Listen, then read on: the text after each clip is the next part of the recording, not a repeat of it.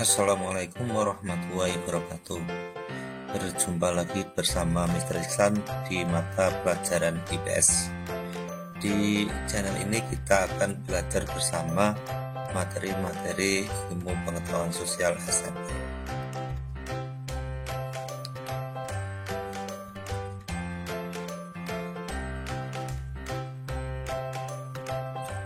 Untuk materi kita kali ini adalah materi IPS kelas 7 semester 1, yaitu manusia sebagai makhluk sosial dan ekonomi yang bermoral.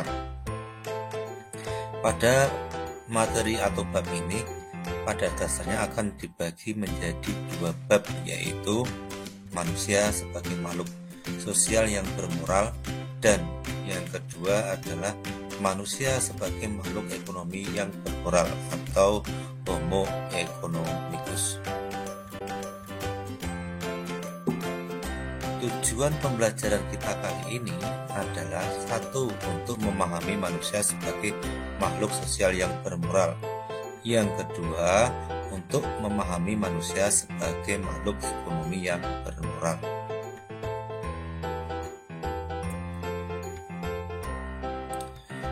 Untuk yang pertama kita akan mempelajari yaitu satu, manusia sebagai makhluk sosial yang bermoral. Coba kalian perhatikan dunia di sekitar kalian. Apa itu manusia sebagai makhluk sosial yang bermoral? Manusia sebagai makhluk sosial atau homo sosialis yang bermoral yaitu bahwa manusia merupakan makhluk bermasyarakat yang wajib untuk mematuhi nilai-nilai, norma dan juga budaya, serta dapat menjunjung tinggi kerjasama. Sehingga dengan demikian manusia pada hakikatnya senang untuk bergaul, berteman, dan bekerja sama dengan manusia yang lainnya.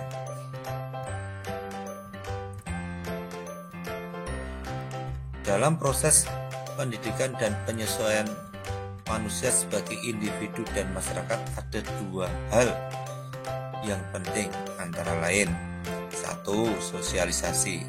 Sosialisasi itu merupakan suatu proses integrasi atau penggabungan individu dengan masyarakat, terutama dalam hal manusia menyesuaikan diri dengan sikap dan kebiasaan yang berlaku di masyarakat. Yang kedua, proses enkulturasi adalah suatu proses penyesuaian diri manusia terhadap nilai, norma, dan budaya seseorang atau individu yang terdapat dalam masyarakat.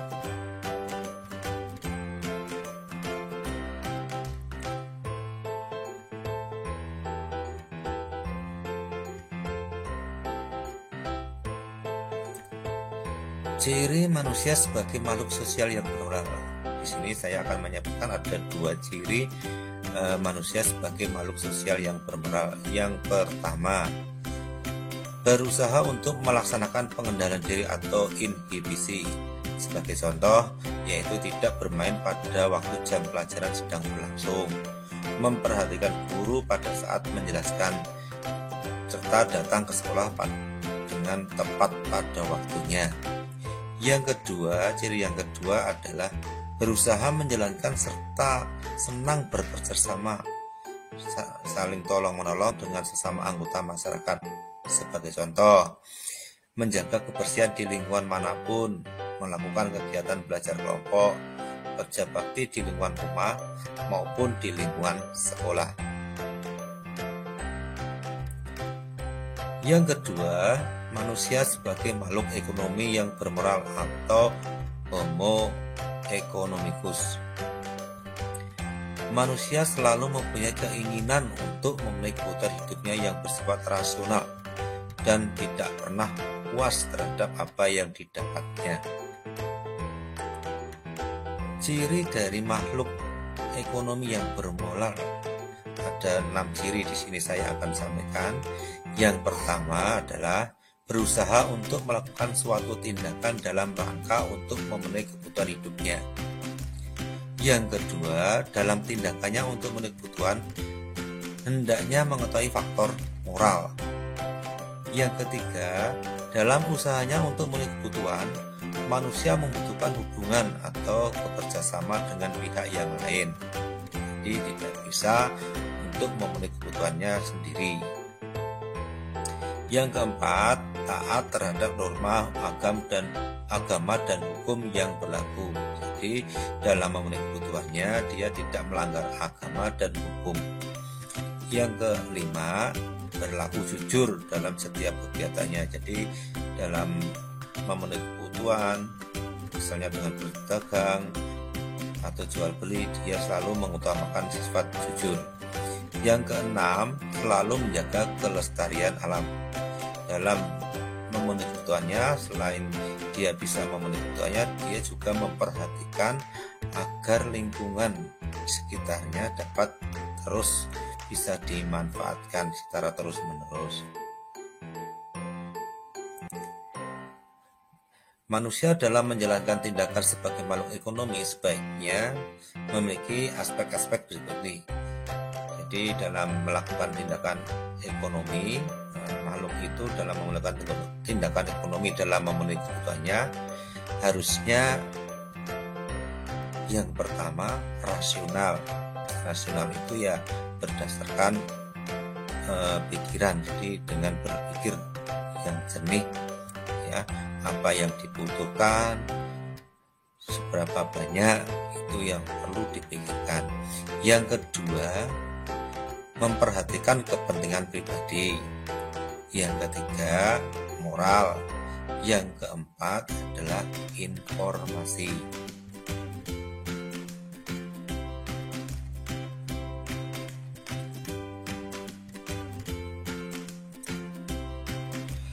Perilaku manusia dalam memenuhi kebutuhan hidupnya.